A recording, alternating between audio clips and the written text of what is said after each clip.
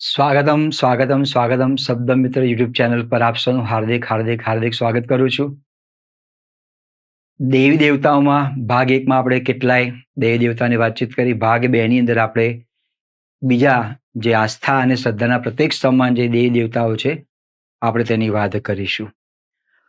પુરાણોની અંદર તો બ્રહ્મા વિષ્ણુ મહેશ, રામ અને કૃષ્ણ આ પંચદેવની ત્યાં વાત કરેલી છે. માણસની શ્રદ્ધા પ્રમાણે મિત્રો દેવી દેવતાઓ ભિન્ન ભિન્ન સ્વરૂપે આપણને જોવા માટે મળતા હોય છે. તો આવા કેટલા આપણે દેવી દેવતાઓ વિશેની આપણે વાતચીત કરીએ.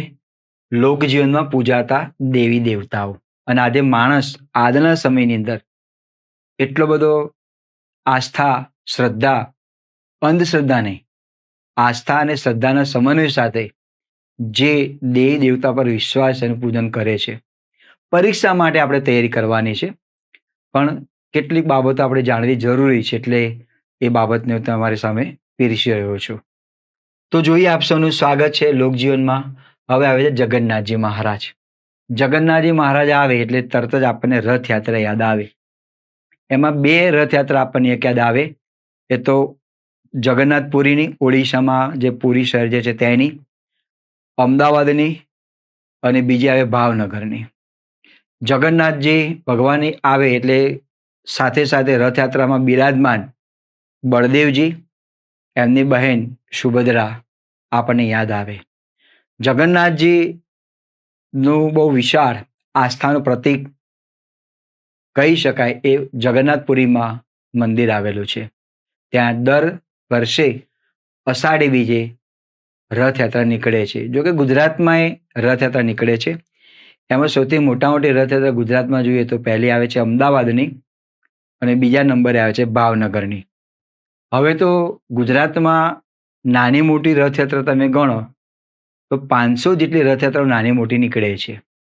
ઇસ્કોન મંદિરવાળા પણ અષાઢ બીજના દિવસે સ્વામિનારાયણ સંપ્રદાય જે છે પણ રથયાત્રાનો શુભારંભ કરેલો છે. અહીં આપણે જે મહત્વની બાબત છે આપણે તેની વાત કરીએ તો જોઈએ જગન્નાથજી મહારાજ, જગન્નાથનાથ જોઈએ તો જગન્નાથજી મહારાજને જગન્નાથજી ભગવાન એટલે ભગવાન વિષ્ણુનું આ સ્વરૂપ છે. ભગવાન વિષ્ણુના 1008 નામ છે, એમાં 1008 નામનું આ નામ છે ભગવાન વિષ્ણુનું. જગન્નાથજીને ભગવાન વિષ્ણુનું પ્રત્યક્ષ સ્વરૂપ માનવામાં આવે છે. તમે ભગવાનની મૂર્તિ જુઓ તો જે પથ્થરમાંથી બનાવેલી હોય છે એ રીતે આ મૂર્તિને પથ્થરમાંથી બનાવવામાં આવતી નથી, લીમડાના લાકડામાંથી બનાવવામાં આવે છે. અને તમે જો મૂર્તિ જે છે એ અડધી જ મૂર્તિ જોવા માટે મળશે. માત્ર હાથ જ છે અને માથું ને ધડ, પગ નથી જોવા માટે મળે. એમાં પણ દંતકથા છે, પણ આપણે દંતકથાની આપણે ત્યાં વાત કરવી નથી. જગન્નાથજીને ભગવાન વિષ્ણુનું પ્રત્યક્ષ સ્વરૂપ માનવામાં આવે છે. જગન્નાથજીનું મંદિર સૌથી મોટું અને પ્રાચીન એ ઓડિશા રાજ્યમાં આવેલા પુરી જિલ્લાનું, એટલે તેને આપણે જગન્નાથપુરી તરીકે ઓળખીએ છીએ, રાજ્યના પુરી જિલ્લામાં આવેલું છે. ત્યાં તો રથયાત્રા જે છે એ અઠવાડિયા સુધી ચાલે છે, 7 દિવસ સુધી ચાલે છે. અમદાવાદમાં એક જ દિવસમાં પૂરી કરી દેવામાં આવે છે. જમાલપુર ખાતે મંદિર આવેલું છે જગન્નાથજી મહારાજનું, ત્યાંથી તેનો પ્રારંભ થાય છે. સરસપુર જગન્નાથજીનું મોસાળ છે, ત્યાં જમી બમી અને પછી સાથે એટલે નિજ ગૃહ તરફ જગન્નાથ મંદિરે પ્રસ્થાન કરે છે. જગન્નાથજીનું સૌથી મોટું અને પ્રાચીન મંદિર જે છે ઓડિશા રાજ્યના પુરી જિલ્લામાં આવેલું છે. અમદાવાદમાં જમાલપુર દરવાજા બહાર જગન્નાથજીનું મંદિર આવેલું છે. આ જગન્નાથજી મંદિરમાં રથયાત્રાનો પ્રારંભ કરાવનાર સૌથી પહેલા હતા એ હનુમાનદાસ મહારાજ. હનુમાનદાસ મહારાજનું જે અપૂર્ણ કાર્ય હતું તેને પૂર્ણ કરનારા જે છે મહારાજ એ નરસિંહદાસ મહારાજે રથયાત્રાનો વિધિવત પ્રારંભ કરાવ્યો. તો જોઈએ આપણે જગન્નાથજી મહારાજ વિશેની વાતચીત કરીએ. જગન્નાથજીની આપણે વાત કરીએ તો માલપુઆ, આજે પણ તમે અમદાવાદમાં જગન્નાથ મંદિરે જાઓ તો શુદ્ધ ઘીમાંથી બનાવેલા માલપુઆ પ્રસાદ તરીકે આપવામાં આવે છે અને ગાંઠિયા પણ હોય છે. જોઈએ જગન્નાથજી વિશે. જગન્નાથજીને ભગવાન વિષ્ણુનું પ્રત્યક્ષ સ્વરૂપ માનવામાં આવે છે. જગન્નાથજીનું સૌથી મોટું અને પ્રાચીન મંદિર ઓડિશા રાજ્યના પુરી જિલ્લામાં આવેલું છે. આ બહુ મહત્વની બાબત છે, ક્યાં આવેલું છે શું નહીં. જો કે આજે તો ગુજરાતમાં ઘણી બધી જગ્યાએ ભગવાન જગન્નાથજીના મંદિરો બનેલા છે. તો અહીંયા અમદાવાદમાં પણ ગાંધીનગર જોડે આવેલું જે વારસદ ગામ જે છે ત્યાં પણ મંદિર જગન્નાથજી મહારાજનું બનાવેલું છે અને મંદિરમાંથી પણ દર વર્ષે રથયાત્રા નીકળે છે. ગુજરાતમાં તમે જુઓ તો સૌથી પ્રાચીન મંદિર અમદાવાદમાં આવેલું જમાલપુર ખાતેનું, અને ભારત દેશની વાત કરીએ તો ભારત દેશમાં સૌથી પ્રાચીન મંદિર એ ઓડિશા રાજ્યમાં આવેલું પુરીનું, જગન્નાથપુરીનું. અમદાવાદમાં જમાલપુર દરવાજા બહાર જગન્નાથજીનું મંદિર આવેલું છે. આ મંદિરમાં જગન્નાથજી, બલભદ્રજી એટલે બલરામ પણ કહેવામાં આવે છે, અને સુભદ્રાજીની પ્રતિમાઓ જોવા માટે મળે છે.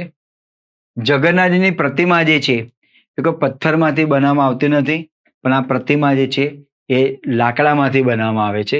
હવે લાકડું એટલે કહું, લીમડાના લાકડામાંથી બનાવવામાં આવે છે. અષાઢ સુદ બીજ આવે એટલે તરત જ આપણને કચ્છ જિલ્લો યાદ આવે. કચ્છી ભાઈઓ અને બહેનોનું બેસતું વર્ષ પણ છે. હવે અષાઢ બીજની પાછળ ઘણી બધી પણ કથાઓ તેમાં જોડાયેલી છે. એ કોઈ વખત આપણે અનુકૂળતા વાતચીત કરીશું તેની. જગન્નાથજીના મંદિરથી ભવ્ય રથયાત્રા નીકળે છે. આ રથયાત્રામાં જે ખારવા જ્ઞાતિના જે લોકો હોય ને એ રથને ખેંચે છે. 3 રથ નીકળે છે અમદાવાદમાં. જગન્નાથપુરીમાં પણ 3 રથ નીકળે છે, પણ જગન્નાથપુરીમાં જે રથ નીકળે છે બહુ વિશાળ રથ છે અને તેની મર્યાદા પ્રમાણેના છે.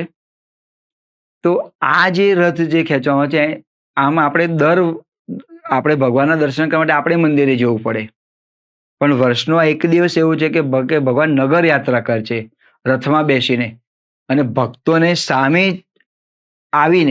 ચાલીને ભગવાનને દર્શન આપે છે. આસ્થાનો વિષય છે, શ્રદ્ધાનો વિષય છે. હાથી, ઘોડા, વિવિધ પ્રકારની ભજન મંડળીઓ ત્યાંથી એની સાથે જોડાય છે. અખાડા પણ જોડાય છે. પ્રસાદ તરીકે ફણગાયેલા મગ, માલપુઆ, કે આ રથયાત્રા નીકળે ને ત્યારે ફણગાયેલા મગ હોય તો જુદા જુદા પ્રકાર, જાંબુ, કેળા, આ બધું આપવામાં આવતું છે પ્રસાદ તરીકે. પણ મંદિરમાં તમે જાઓ તો મંદિરમાં તો મુખ્ય માલપુઆની પ્રસાદી છે, માલપુઆ અને ગાંઠિયા. પણ જ્યારે રથયાત્રા નીકળતી હોય ત્યારે રથયાત્રામાં જુદા જુદા પ્રકારની પ્રસાદી જોવા માટે મળે છે. ગુજરાતમાં રથયાત્રાનો પ્રારંભ સૌપ્રથમ અમદાવાદના જમાલપુરથી 1869માં ગેઝેટિયર ઓફ ધ બોમ્બે પ્રેસિડેન્સી પ્રમાણે હનુમાનદાસ મહારાજે કરાવેલો 1869માં. આ જે ઘટના જે છે એને ધામધૂમપૂર્વક 1878માં નરસિંહદાસ મહારાજે ધામધૂમથી રથયાત્રાનો પ્રારંભ કરાવ્યો. એ વખતે અમદાવાદ માત્ર કોટ વિસ્તાર પૂરતું ગણવામાં આવતું. અમદાવાદના જે દરવાજા હતા એ દરવાજાની અંદર જે શહેર વસેલું હતું એ કોટ વિસ્તાર કહેવામાં આવે. એટલા કોટ વિસ્તારમાં ફરતું જમાલપુરથી નીકળે સરસપુર જાય, સરસપુરથી પ્રસ્થાન કરીને પાછું નિજ મંદિરમાં ત્યાં આગળ જતું. હવે અમદાવાદ ફૂલી ફાલ્યું છે, બાકી મૂળ અમદાવાદ તો કોટ વિસ્તારમાં છે. એ કોટ વિસ્તારનું મૂળ અમદાવાદ. 1878માં નરસિંહદાસ મહારાજે ધામધૂમથી રથયાત્રાનો પ્રારંભ કરાવેલો. જગન્નાથપુરીમાં જે રથયાત્રા નીકળે છે એમાં પહિંદ વિધિ કરવામાં આવે છે. ત્યાંના જે રાજા જે છે, રાજા થકી પહિંદ એટલે છે સોનાની સાવરણીથી રથની સફાઈ કરવાની. આપણા ગુજરાત રાજ્યમાં પહેલા જગન્નાથપુરીમાં જે પહિંદ વિધિ હતી, અમદાવાદમાં જે જમાલપુરથી રથયાત્રા નીકળી છે ત્યાં પહિંદ વિધિ નહોતી. પણ પ્રારંભ ક્યારે થયો? તેનો પ્રારંભ જે છે એ 1980માં થયો. એ અહીં તમે બતાવેલું રહી ગયેલું છે, પણ 1980ની અંદર આનો પ્રારંભ કરવામાં પહિંદ એટલે સોનાની સાવરણીથી, જે આજ સુધી જ્યારે રથયાત્રા નીકળવાની હોય ત્યારે આપણા રાજ્યના મુખ્યમંત્રી જે છે એ પ્રાતઃકાળે સોનાની સાવરણીથી રથની સફાઈ કરે છે. સૌથી વધારે પહિંદ વિધિ કરનારા મુખ્યમંત્રી તરીકે હોય તો નરેન્દ્રભાઈ મોદી. એટલે જે મુખ્યમંત્રી હોય મુખ્યમંત્રી થકી તેને પહિંદ વિધિ કરવામાં આવતી હોય છે. 1980 કે 1985નું વર્ષ છે. ઓડિશામાં પુરી ખાતે યોજાતી રથયાત્રા પ્રથમ ક્રમે પણ કયું વર્ષ એવું ના પૂછાય, પણ પૈન વિધિ શું છે એને તમે ધ્યાનમાં રાખજો. સોનાની સાવરણીથી રથની સફાઈ કરવામાં આવે એ પૈન વિધિ કરવામાં આવતી હોય છે. જે તે રાજ્યમાંથી નીકળતી હોય રાજ્યના મુખ્યમંત્રી એ પૈન વિધિ કરે છે. જગન્નાથપુરીમાં આવેલ ઓડિશા રાજ્યમાં આવેલું જે જગન્નાથપુરી છે, પુરી જે છે ત્યાંના જે રાજા છે, રાજ પરિવારના જે વંશજ જે છે, એમનું કુળ જે છે એ રાજવી પરિવારના વંશજો થકી એ પૈન વિધિ કરવામાં આવે છે. ઓડિશામાં પુરી ખાતે યોજાયેલી રથયાત્રા પહેલા નંબરમાં આવે. કોલકાતા ખાતે યોજાતી રથયાત્રા દ્વિતીય ક્રમે છે અને અમદાવાદ ખાતે યોજાતી રથયાત્રા એનો ત્રીજા ક્રમ છે. જ્યારે ગુજરાતમાં તમે જુઓ તો ગુજરાતમાં સૌથી મોટી જગન્નાથજીની રથયાત્રા અમદાવાદની અને બીજા નંબરની રથયાત્રા છે ભાવનગરની. 1996થી આ રથયાત્રાનું જીવંત પ્રસારણ કરવામાં આવ્યું. જે નાગરિકો રથયાત્રામાં જોડાઈ શકતા નથી, જે નાગરિકો રથયાત્રાને દર્શન કરી શકતા નથી, એ ઘરે બેસીને બાળભીડમાં ન જવું હોય તો ઘરે બેસીને પણ રથયાત્રાને જોઈ શકે છે. ઓડિશામાં આવેલું જે જગન્નાથપુર છે એનું પણ જીવન પ્રસારણ બતાવવામાં આવે છે. અમદાવાદની રથયાત્રા છે એનું પણ જીવન પ્રસારણ બતાવવામાં આવે છે. તેનો પ્રારંભ 1996થી થયો હતો. તો આવા જગન્નાથ, જગતના નાથ, એમની આપણે માહિતીની ત્યાં આગળ પૂર્ણ કરીએ. હવે આવે છે કચ્છના દાદા.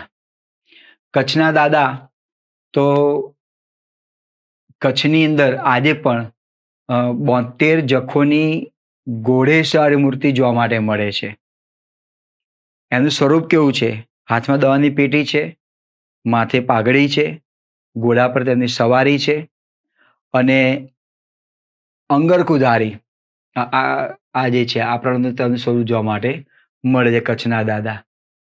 તો જોઈએ એમ નવી છે કચ્છની કકડભીડ ટેકરી પર આવેલ જખ મંદિરમાં 72 જખોની ઘોડેસવાર મૂર્તિ આ જોવા માટે મળે છે. હાથમાં દવાની પેટી, માથે પાઘડી, અંગરખુધારી ઘોડેસવાર જખોની મૂર્તિ જોવા માટે મળે છે.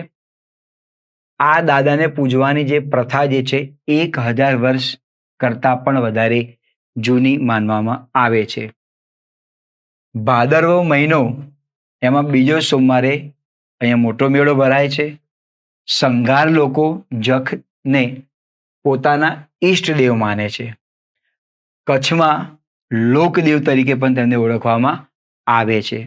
કચ્છની મુલાકાત જાઓ તો અવશ્ય આ કચ્છના દાદાના દર્શન કરવા માટે જજો. વંધ્યા સ્ત્રીઓ એ સંતાન પ્રાપ્તિ માટે પણ જખુ કે જખી એવું નામ રાખે છે.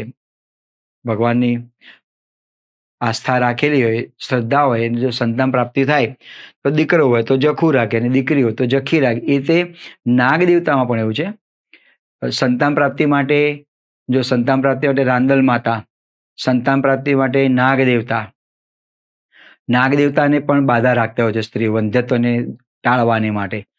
તો જો નાગ દેવતાની બાધા રાખેલી હોય અને દીકરાનો જન્મ થાય તો નાગેન્દ્ર, નાગજી એવું નામ રાખવામાં આવતું હોય છે. કચ્છના દાદાની જો પૂજા અર્ચના કરીને શ્રદ્ધાથી એમને જો બાધા રાખેલી હોય એને કોઈ દીકરો જન્મે તો જખુ નામ અને દીકરી જન્મે તો તેનું નામ જખી રાખવામાં આવે છે. હવે આવે છે વાછડા દાદા.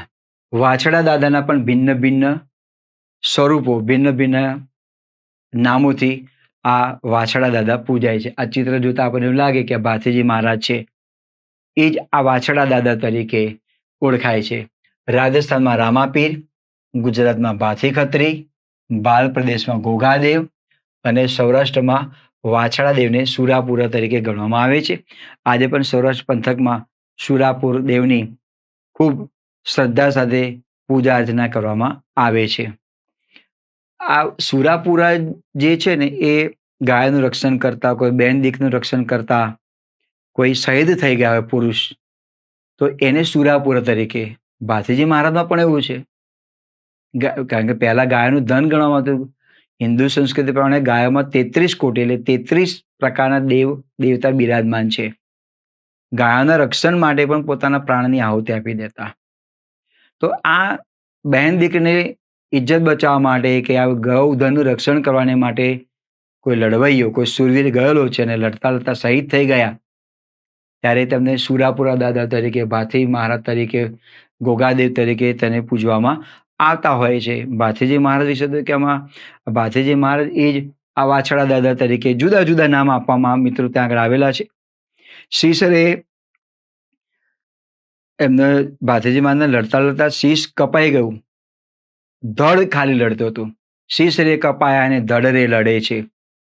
આસ્થા સાથે આજે પણ આ ભિન્ન ભિન્ન સ્વરૂપે પૂજાતા વાછડા દાદાની આપણે પૂજા અર્ચના કરીએ છીએ. સૌરાષ્ટ્રમાં વાછડા દાદાના 4 સ્થાનકો છે. પહેલો છે ગોહિલવાડના વાળા પંથકમાં આવેલા કુંડાસના મંદિરમાં એનું મસ્તક,